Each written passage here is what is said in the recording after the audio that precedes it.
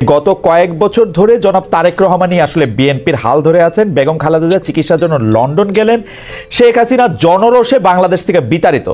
রাজনীতির এই পরিবর্তনটা আপনি আসলে কিভাবে দেখছেন? নতুন নেতৃত্বে নতুন রাজনীতির সূচনা কি হতে চলেছে? বিশেষ করে 90-এর পর যদি আমরা আওয়ামী লীগ ও বিএনপির শাসনকাল যদি বিশ্লেষণ করি,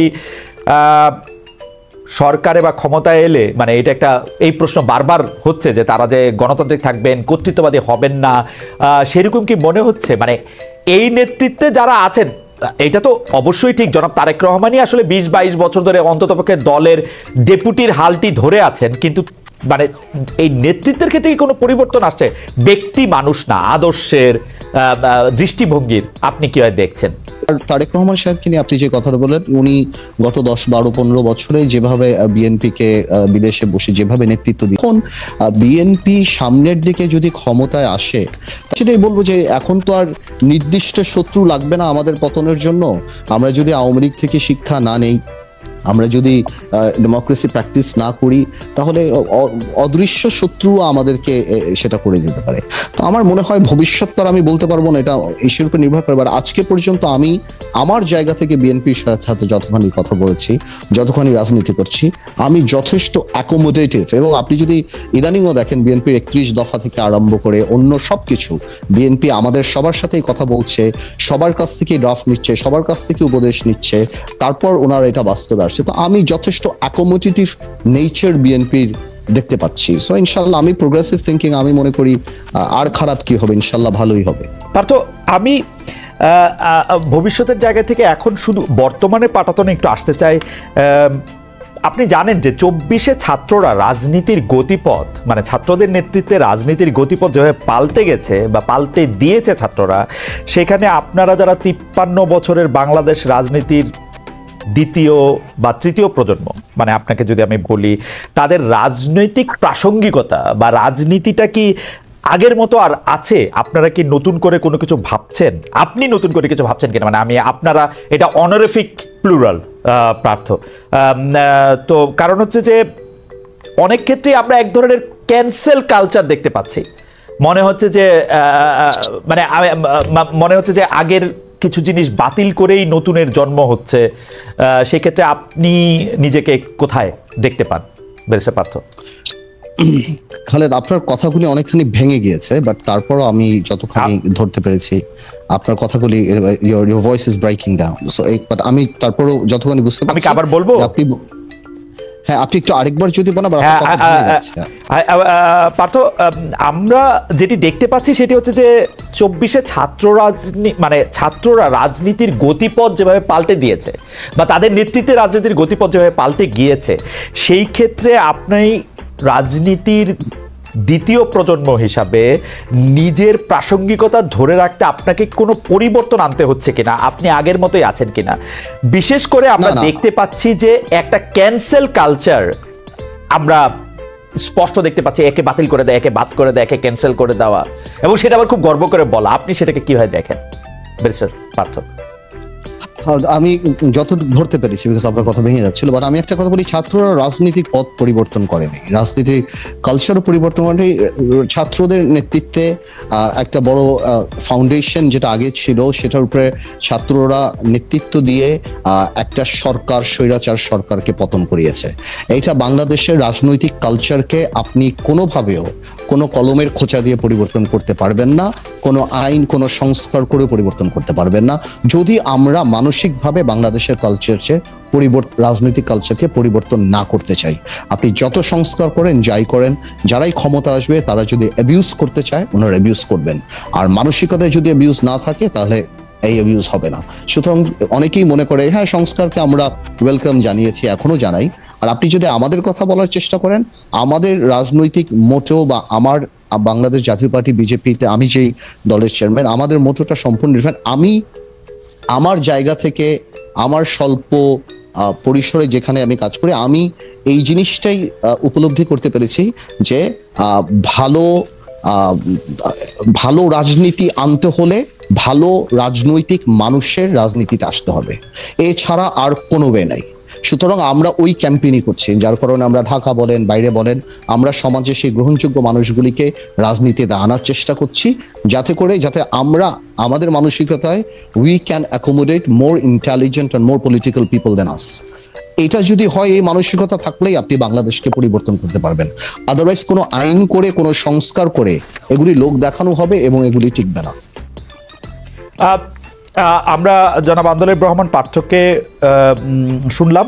আমরা যখন আবার আন্দোলন রহমান পার্থর কাছে ফিরবো তখন তার একটা কোটেশন নিয়ে আমি একটু কথা বলতে চাইবো, তার কাছে একটু জানতে চাইবো যে আপনাকে কোট করা হয়েছে বা আমি কোট করছি এরকম যে আমাদের দেশে ভালো মানুষ লাগবে, ভালো মানুষ ভালো হলে সব ঠিক হয়ে যাবে। এই ব্যাপারটার ক্ষেত্রে আপনার মানে এখন এইটার একটু ইলাবোরেশন আমরা একটু চাইবো যে আপনি মানুষ ভালো বলতে সিস্টেম পুরো একটা তাত্ত্বিকভাবে বা কোনভাবে আসলে মানুষকে ভালো হতে বলছেন এবং সে ভালো হওয়াটা আসলে কিভাবে সম্ভব। আমরা একটু জনাব মাহির কাছে ফিরি। জনাব মাহি, আপনি জনাব বদরুদ্দোজা চৌধুরীর জানাজায় দাঁড়িয়ে বলেছিলেন যে বি চৌধুরী সাহেবের শোবার ঘরে জিয়াউর রহমানের ছবি আছে এবং যখন বেগম খালেদা জিয়া চিকিৎসার জন্য লন্ডন গিয়েছেন তার আগে আপনি ফেসবুকে তাকে শুভকামনাও জানিয়েছেন। আপনি কি এর মাধ্যমে বিএনপিকে কোনো বার্তা দিতে চান?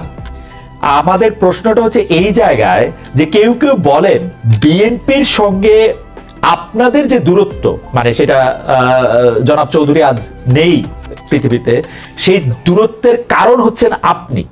আপনার সাথে জনাব তারেক রহমানের সরাসরি দ্বন্দ্বের কারণে বিকল্পধারা আর বিএনপি দু জায়গায় অবস্থান করতেছে। আপনি কি এটা নিয়ে কিছু বলবেন ভাই? না, আপনার পার্থর সাথে আলোচনাটা অত্যন্ত চমৎকার কিছু বিষয়ে আলোচনা হচ্ছিল, সেখানে কিছু বলতে পারলে একটু সুবিধা হতো। বা তারপর আপনি বলতে চাইলে বলতে পারেন ভাই। আপনার প্রশ্নের আগে উত্তর দিয়ে নেই। জনাব তারেক রহমানের সাথে কোনো বিরোধ আমার কখনোই ছিল না, ব্যক্তিগত দ্বন্দ্বের কোনো প্রশ্নই ওঠে না। আমাদের একটা রাজনৈতিক একটা মত পার্থক্যের জায়গা ছিল এবং সেই মত পার্থক্যের জায়গার পর আমি আবার একটু মনে করিয়ে দিচ্ছি, কারণ মানুষের অনেক সময় ভুলে যায়। আমাদের কিন্তু 2004 বিকল্পধারা জন্মের পরে আমাদের 2008 যে নির্বাচন সেটা আমরা বিকল্পধারা থেকে আলাদাভাবে অংশগ্রহণ করেছিলাম। পরবর্তীতে 2009 সাল থেকে কিন্তু আমরা বিএনপির সাথে যুগপৎ আন্দোলনের রাজপথে ছিলাম। আমরা একসাথে 2014 নির্বাচন বয়কট করেছি। 2018 নির্বাচনের আওয়ামী লীগের সাথে জোটবদ্ধ নির্বাচনের সিদ্ধান্তের আগ পর্যন্ত আমরা রাজপথে বিএনপির সাথে ছিলাম। ওদের ওখানে দূরত্বের বিষয়টা ঠিক না। রাজনৈতিক মতপার্থক্য জায়গায় থাকতেই পারে। দ্বিতীয়ত, শহীদ রাষ্ট্রপতি জিয়া রহমান আমাদের কাছে রাজনীতির ঊর্ধ্বে একটা বিষয় বলে আমি সবসময় বলেছি। আমরা বাংলাদেশি জাতীয়তাবাদের রাজনীতির কথা বলছি এবং শহীদ রাষ্ট্রপতি জিয়া রহমান তার ছবি আমাদের বাসায় সারা জীবনই ছিল, সবসময় ছিল। আমরা রাজনীতির অনেক ঊর্ধ্বে মনে করি তাকে। আর দেশনেত্রী বেগম খালেদা জিয়া দেশের বাইরে যাওয়ার আগে এবার আমি যেই ফেসবুক পোস্ট দিয়েছি সেটার সাথে রাজনীতির কোনো বিন্দু মাত্র সম্পর্ক নেই।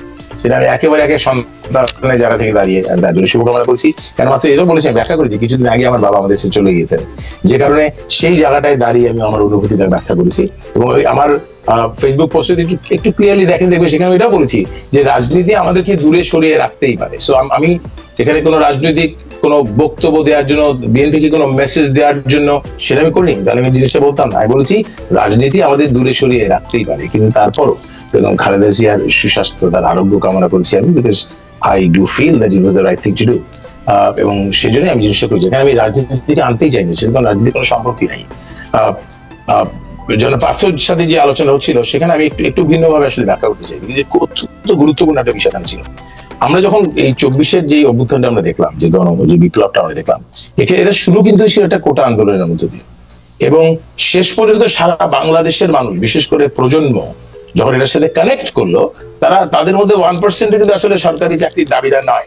তাহলে কানেক্টটা করলো কোথায়? এখানে অত্যন্ত যে জিনিসটাকে আমি আলোচনা বারবার আমরা ভুলে যাচ্ছি, এখানে মূল শব্দটা কিন্তু ছিল বৈষম্য মুক্ত বাংলাদেশ চাই।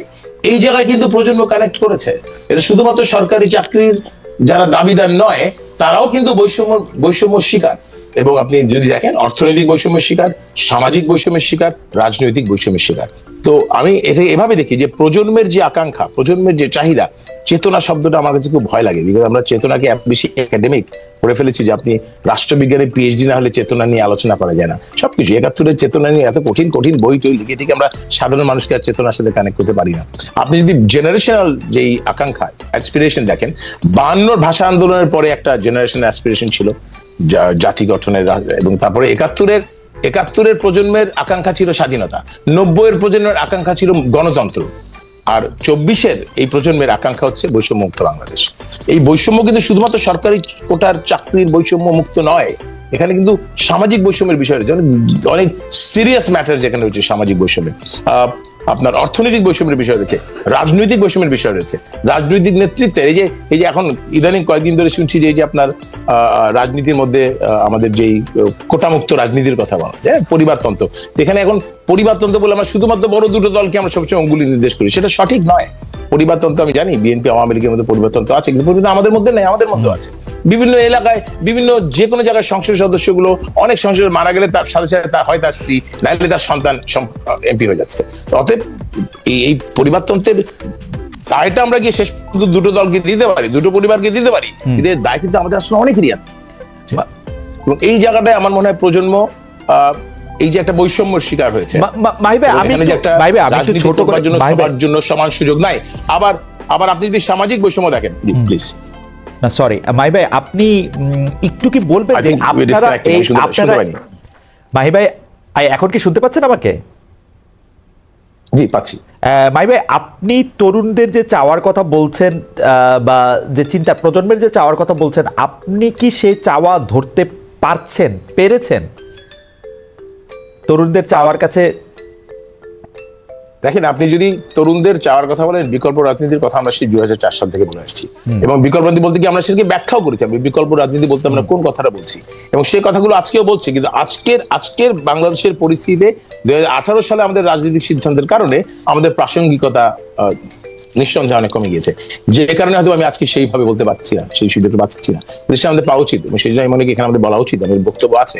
কেননা বিকল্প রাজনীতি বলতে আমাদের যে কথাগুলো আমরা বলছি সবসময় প্রথম থেকে বলেছি যে আমরা ক্ষমতার বদলে দায়িত্ববোধের রাজনীতির কথা বলছি, কর্মসূচি ভিত্তিক রাজনীতির কথা বলছি, আবেগকে বাদ দিতে বলেছি, এবং আমরা যে প্রজন্মকে টার্গেট করে তাদের অ্যাসপিরেশন, তাদের ড্রিম, সেগুলোকে ফুলফিল করবার জন্য আমাদের এখনকার যে আমাদের ৯ দফা রয়েছে, সেখানে কিন্তু আমি স্পষ্টভাবে বলেছি আমরা কিন্তু এখন গ্রস ন্যাশনাল হ্যাপিনেসের কথা বলছি।